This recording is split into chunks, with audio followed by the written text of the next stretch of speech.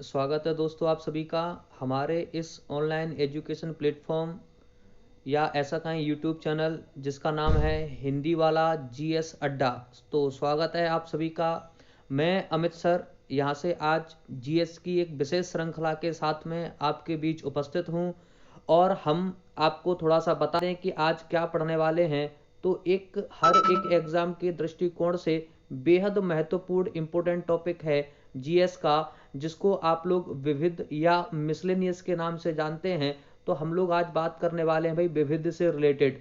तो एकदम से माइंड को सेट कर लीजिएगा, एकाग्र हो जाइएगा कि हमको क्या पढ़ना है और किस तरीके से इस विषय को टॉपिक को तैयार करना है, जो कि हर एग्जाम के लिए बेहद ही इम्पोर्टेंट माना जाता है।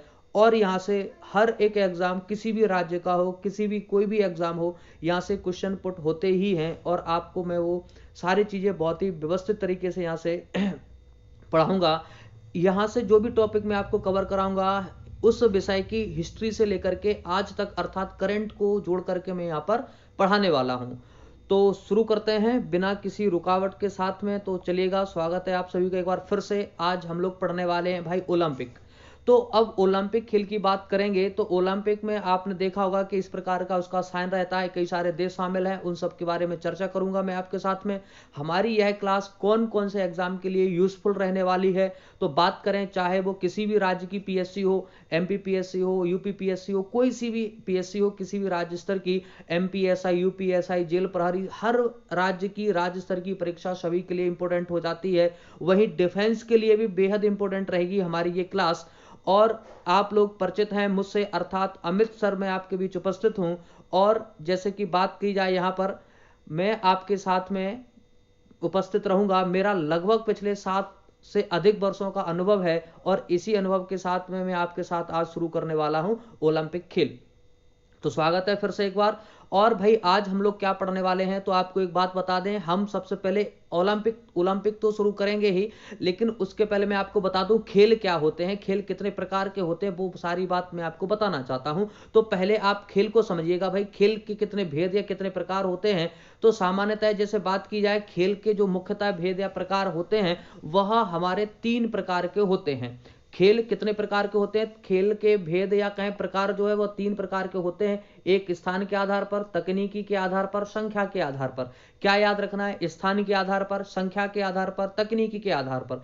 यदि बात यही आपसे पूछ ले, ये तो सामान्य से प्रश्न रहेंगे, और यदि हमसे पूछ ले भाई स्थान के आधार पर कौन कौन से गेम होते हैं, कौन कौन से खेल होते हैं, तो आप याद रखिएगा कि स्थान के आधार पर जब बात की जाएगी तो खेल हमारे 3 प्रकार के होते हैं। कितने प्रकार के होते हैं भाई, 3 प्रकार के होते हैं, जिसमें आपका एक है इंडोर, दूसरा है आउटडोर, तीसरा है मिश्रित या मिक्स गेम कहते हैं इसको हम। अब भाई हमारे मन में एक सवाल आ सकता है कि इंडोर गेम या इंडोर खेल कौन से होते हैं, आउटडोर खेल कौन से होते हैं, मिश्रित खेल कौन से होते हैं। तो मैं आपको एक एक लाइन में समझा देता हूं। इंडोर खेल वह होते हैं जो किसी 4 दीवारी के अंदर खेले जाएं, या ऐसा कह लें, ऐसा समझ लें कि वह खेल जो किसी छत के नीचे खेले जाते हैं उनको हम इंडोर गेम्स कहते हैं। क्लियर है, जैसे बैडमिंटन हो गया आपका, शतरंज हो गया, ठीक है, आपका कैरम हो गया, इस टाइप के जितने भी खेल हैं वो सभी आपके इंडोर के अंतर्गत आते हैं। अब हमारे मन में एक जिज्ञासा फिर से उत्पन्न होगी। क्या जिज्ञासा उत्पन्न होगी भाई, अब आउटडोर गेम क्या होते हैं, इनके बारे में और पता चल जाए। तो आउटडोर खेल वह होते हैं जो किसी भी विशाल मैदान में, जो खुले आसमान के नीचे खेले जाते हैं, उन सभी खेल को हम आउटडोर गेम कहते हैं। और इन खेल में आप शामिल कर सकते हो क्रिकेट को, शामिल कर सकते हो बास्केटबॉल को, हॉकी है, ये तमाम खेल आपके आउटडोर के अंतर्गत आते हैं। लेकिन अब तीसरे प्रकार के गेम क्या होते हैं इसको समझ लेते हैं। मिश्रित खेल कौन कौन से होते हैं, मिश्रित गेम कौन कौन से होते हैं, वे खेल जो आसमान के नीचे या खुले मैदान में खेले जाते हैं, साथ ही साथ उनको हम किसी छत के नीचे या 4 दीवारी के अंतर्गत भी खेल सकते हैं, उनको कह देते हैं मिश्रित गेम। भाई क्या कहते हैं, मिश्रित गेम कहते हैं, ये बात याद रखिएगा। तो हमने एक सामान्य सी सरल सी बात समझी यहाँ पे, कौन सी बात, कि स्थान के आधार पर हमने खेल को, गेम्स को 3 भाग में बांट लिया, इंडोर, आउटडोर और आपका मिश्रित गेम। यदि हम लोग आगे की बात करते हैं, आप यहाँ पे उदाहरण से समझ सकते हैं कि भाई टेबल टेनिस, बैडमिंटन आपका इंडोर का उदाहरण हो गया, क्रिकेट, हॉकी, फुटबॉल आपके आउटडोर के उदाहरण हो गए, साइकिलिंग, कबड्डी आपके मिश्रित के उदाहरण हो गए। क्लियर बात, यहाँ तक सबको कोई डाउट तो नहीं है। चलिएगा, आगे की बात करते हैं। अगली बात की जाए, जैसे बात करें तो तकनीकी के आधार पर बात की जाए, तकनीकी के आधार पर जो है वह खेल कितने प्रकार के होते हैं, तो हम देखेंगे यह दो प्रकार के होते हैं। पहला होता है आपका वास्तविक खेल, पहला होता है आपका वास्तविक खेल और दूसरा होता है आपका आभासी खेल। वास्तविक खेल को हम कहीं ना कहीं, वास्तविक खेल को हम कहीं ना कहीं क्या कह सकते हैं कि रियल गेम कह सकते हैं, और आभासी को वर्चुअल गेम कह सकते हैं। क्या क्या कह सकते हैं? वास्तविक गेम और आभासी गेम कहते हैं। बात ये आती है कि भाई वास्तविक गेम या रियल गेम क्या होते हैं, तो कहीं ना कहीं ये जो आपको उदाहरण देखने को मिल रहे हैं, दिखाई दे रहे हैं डिस्प्ले पर, इन्हें हम वास्तविक गेम भी कह सकते हैं, जिसमें किसी खिलाड़ी के द्वारा प्रत्यक्ष रूप से भूमिका ली जाएगी या फिजिकली तौर पे वह वहां पे उपस्थित रहेगा, उस गेम में उसकी उपस्थिति होगी, उसे कहते हैं वास्तविक गेम। बात आती है आभासी गेम क्या होते हैं, तो आभासी गेम हम उन गेम को या उन खेल को कहते हैं जो हम इंटरनेट के माध्यम से मोबाइल पर अप्रत्यक्ष रूप से खेलते हैं, उनको हम कहते हैं आभासी या वर्चुअल गेम। इनमें सबसे बढ़िया उदाहरण आप चाहो तो ई स्पोर्ट्स याद रख सकते हो, या याद हम आगे आपको करवाएंगे भी। ठीक है, तो हमने क्या देखा, आभासी गेम क्या होते हैं। यदि हम यहां से आगे की बात देखते हैं तो अगली बात समझिएगा। अब बात करते हैं वास्तविक गेम में, जैसे आ गया आपका क्रिकेट है, फुटबॉल है, हॉकी है, ये सभी क्या है भाई आपके लिए वास्तविक गेम है। आभासी क्या होते हैं, तो ई स्पोर्ट्स मैंने बता दिया आपको, याद रखिएगा। अब यदि यही बात की जाए संख्या के आधार पर खेल कितने प्रकार के होते हैं, तो संख्या के आधार पर याद रखो एकल या युगल। कई ऐसे खेल होते हैं जिनमें खिलाड़ियों की संख्या या तो एक होती है या अधिकतम दो होती है, इससे ज्यादा उसमें प्लेयर्स या खिलाड़ी भाग नहीं लेते, या तो एक या अधिकतम दो। ठीक है, ऐसे बैडमिंटन है, टेबल टेनिस आप जानते हैं। अब वही संख्या के आधार पर एक दूसरा प्रकार होता है टीम के आधार पर। टीम के आधार पर कैसे? कई खेल ऐसे होते हैं जिनमें टीम फिक्स रहती है और टीम में एक निर्धारित संख्या रहती है। जैसे क्रिकेट में जानते हैं खिलाड़ियों की संख्या इतनी होती है, फुटबॉल की टीम में खिलाड़ियों की संख्या इतनी होती है, इन सब में 11-11 संख्या होती है। खो खो की बात कर लें तो फिक्स है 9 खिलाड़ी रहेंगे, कबड्डी की बात आएगी तो फिक्स है 7 खिलाड़ी रहेंगे। इस तरह से उस खेल में टीम में खिलाड़ियों की संख्या क्या कर दी जाती है, फिक्स कर दी जाती है, अर्थात स्थायी कर दी जाती है। तो इन खेल को हम क्या कह देते हैं भाई, कहा जाता है संख्या के आधार पर खेल का विभाजन। ठीक है, तो हमने क्या देखा भाई, खेल को समझ रहे थे, एक तो स्थान के आधार पर, तकनीकी के आधार पर, संख्या के आधार पर। आप इंडोर समझ गए, आउटडोर समझ गए, मिश्र समझ गए, ये सारी बातें हम लगभग समझ चुके हैं, क्लियर बात हो चुकी है। और आपको कोई डाउट है तो आप कमेंट करके पूछ लीजिएगा, मैं उसे सॉर्ट आउट करने का प्रयास करूंगा। ठीक है, आगे की तरफ बढ़ते हैं, थोड़ा सा आगे देखें क्या पढ़ना है। अगली बात की जाए तो अगला जो ई स्पोर्ट्स का बढ़िया उदाहरण मैं आपको बताऊं, ई स्पोर्ट्स का बढ़िया उदाहरण बताऊं जो एग्जाम के पॉइंट ऑफ व्यू से भी आपके लिए बड़ा महत्वपूर्ण रहेगा। जैसे कि बात की जाए कौन सा है, पबजी। पबजी का फुल फॉर्म आपसे पूछता है तो प्लेयर अननोन बैटल ग्राउंड। क्या याद रखेंगे, प्लेयर अननोन बैटल ग्राउंड, ये आपके पबजी का फुल फॉर्म हो गया, प्लेयर अननोन बैटल ग्राउंड। अब लेकिन प्रश्न ये आएगा, क्योंकि ये चर्चा में इसलिए रहा हाल ही में क्योंकि मोदी सरकार के द्वारा कई सारे ऐप पर प्रतिबंध लगाया गया है, उनमें से यह भी एक ऐप था जिस पर उस समय ऐप प्रतिबंध लगाया गया था। अब क्या प्रश्न बनेगा एग्जाम में, एग्जामिनर हमसे प्रश्न पूछेगा ये भाई कि बताओ ये आपका जो पबजी गेम है किस देश की कंपनी ने बनाया था। तो आपको दोनों बातें याद रखना है, एक तो आपको देश का नाम भी याद रखना है और दूसरा आपको याद रखना है किस देश की कंपनी ने बनाया। तो हमने क्या याद रखा कि हमारा यह गेम बनाया जाएगा कौन सी कंपनी के द्वारा बनाया जाएगा, तो हमने क्या देखा, यह कंपनी एक देश है साउथ कोरिया और वहां की कंपनी है व्यू हॉल, इनके द्वारा बनाया गया था यह गेम। तो हम यहां से याद रखेंगे कि साउथ कोरिया देश की कंपनी है व्यू हॉल जिसके द्वारा यह गेम डेवलप किया गया था, लेकिन हाल ही में मोदी सरकार के द्वारा इस पर प्रतिबंध लगा दिया जाता है। यह बात भी हम बहुत आसानी से याद रखने वाले हैं। तो यह गेम किसने डेवलप किया, साउथ कोरिया देश की कंपनी है व्यू हॉल के द्वारा डेवलप किया जाता है, लेकिन अब भारत में इस पर प्रतिबंध लगा दिया गया है। आगे की बात करते हैं, खेलों की बात आगे बढ़ाएं तो एक शब्द का प्रयोग होता है, आपने कई बार सुना होगा एथलेटिक्स। एक शब्द सुना होगा एथलीट, जो दौड़ भाग करते हैं, कूदा फेंकने के काम करते हैं, कूदने फेंकने के काम करते हैं, उनको कहते हैं हम एथलीट।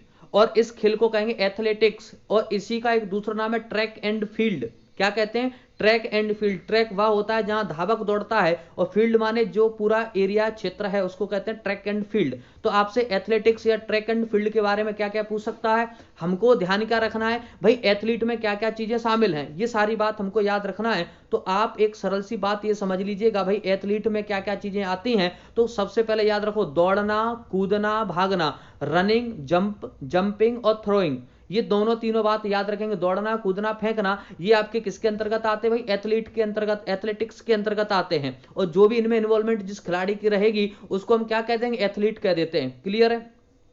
यदि आगे की बात करते हैं तो भाई इसमें अगला जो स्टेप रहेगा दौड़ने में, वह अलग अलग कैटेगरी की रनिंग होती है, अलग अलग सेगमेंट की रनिंग होती है। जैसे 100 मीटर का अलग रेस होगा, 200 मीटर का अलग होता है, 400 का, 1600 मीटर का। इस प्रकार से रनिंग को भी अलग अलग क्राइटेरिया में बांटा या विभाजित किया गया है।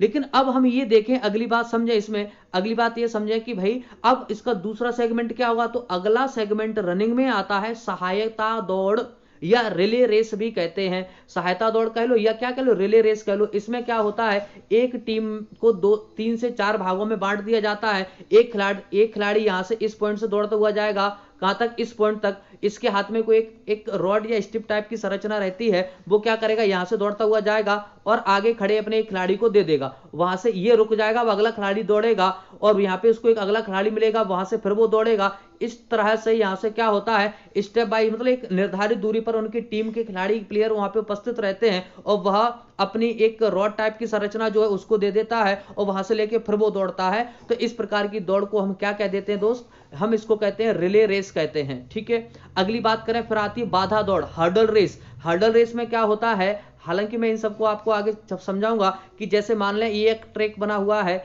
इस ट्रैक पे क्या होगा? इस प्रकार के एक डिवाइडर टाइप की संरचना बनी होगी, जैसे बैरिकेड्स जिनको हम कहते हैं, पुलिस वाले रोड पर रख देते हैं सुरक्षा तैनाती के समय में। अब कोई धावक आ रहा है तो इसको कूदेगा, फिर आगे दौड़ेगा, यहाँ पे दौड़ेगा और फिर उसको ये बैरिकेड मिलेंगे, फिर इसको कूदेगा, फिर आगे दौड़ेगा। तो इस प्रकार के ट्रैक पर क्या होते हैं? बाधाएं होती हैं। इसलिए इसका नाम क्या रख दिया गया है? हर्डल रेस या बाधा दौड़ भी कहते हैं। इसके बाद जो अगली रेस आती है स्टेपल चेज नाम है एक दौड़ का, रनिंग का।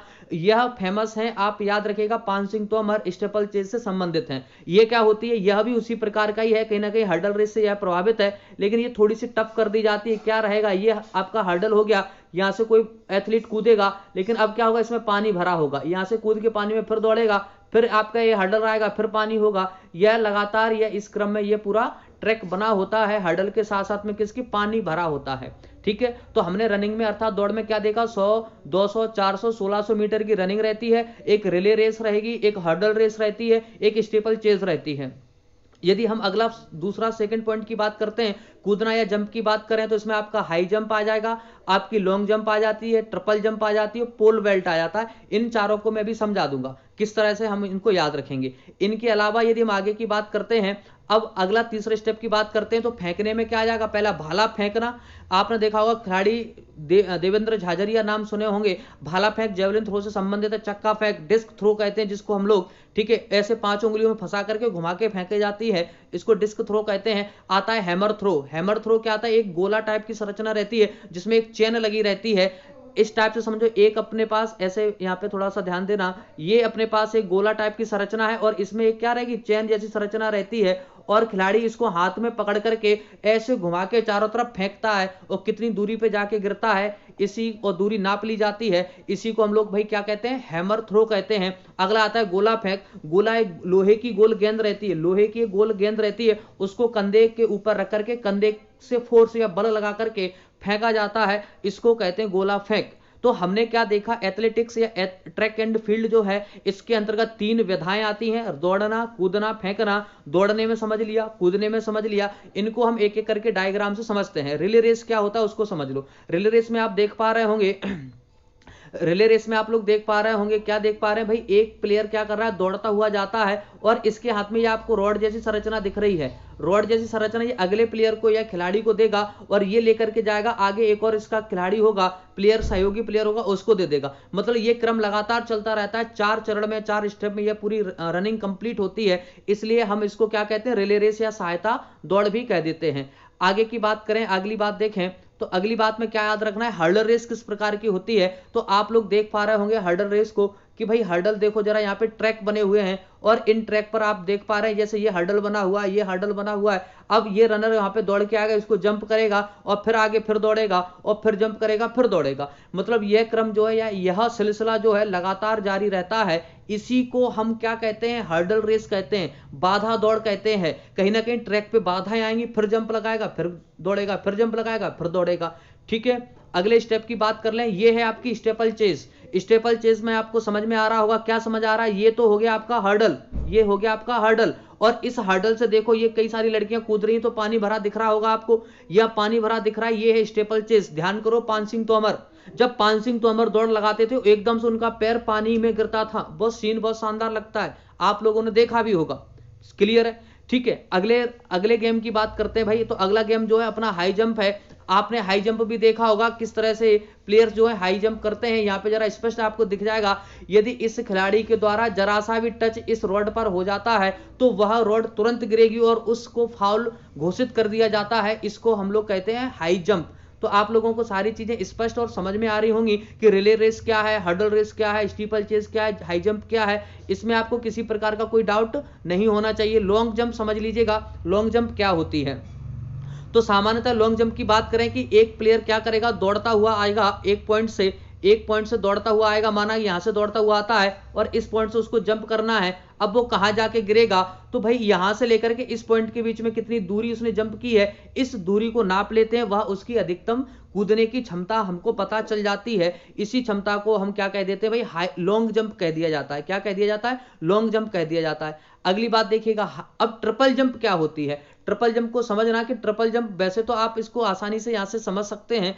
क्या समझ सकते हैं, हमने यहां से एक चीज देखी कि कोई भी खिलाड़ी आगे से दौड़ता हुआ आएगा और इस पॉइंट से उसको जंप करना है। यहां से जंप किया, एक पैर यहां से लगाएगा और फिर से तुरंत जंप करेगा, फिर एक पैर लगाएगा और अंतिम छलांग मारेगा और कितनी दूरी पर जाकर के गिरेगा।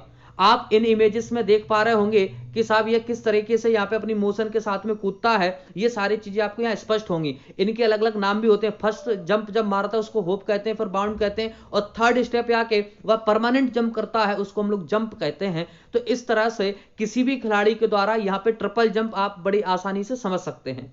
ठीक है, अब यदि हम लोग यहाँ से बात करते हैं अगले स्टेप के बारे में। अगला जो गेम का प्रकार है उसका नाम है, हम कहते हैं इसको पोल वेल्ट। क्या कहते हैं भाई, पोल वेल्ट कह रहे हैं।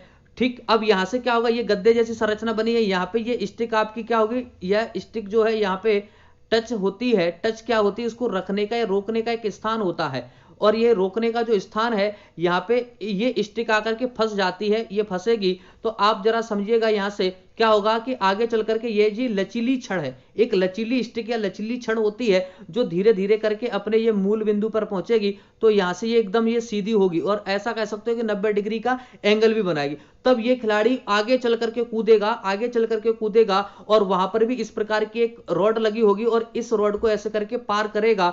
इसी को हम लोग क्या कह देते हैं भाई, पॉल वॉल्ट के नाम से जानते हैं। आप लोगों ने इसको न्यूज में या अन्य खेलों में कई बार इसको देखा भी होगा। नाम क्या है इसका, पॉल वॉल्ट नाम है, तो याद रखिएगा। क्लियर बात है। अब इसके आगे हम लोग बात करते हैं, आगे की बात करते हैं। तो अब अगला पॉइंट जो भाई आप लोगों को तैयार करना है या पढ़ना है, जिसको हम लोग कहेंगे ओलंपिक खेल। ठीक है, तो इसकी शुरुआत हम लोग करते हैं कुछ समय में। नमस्कार, धन्यवाद।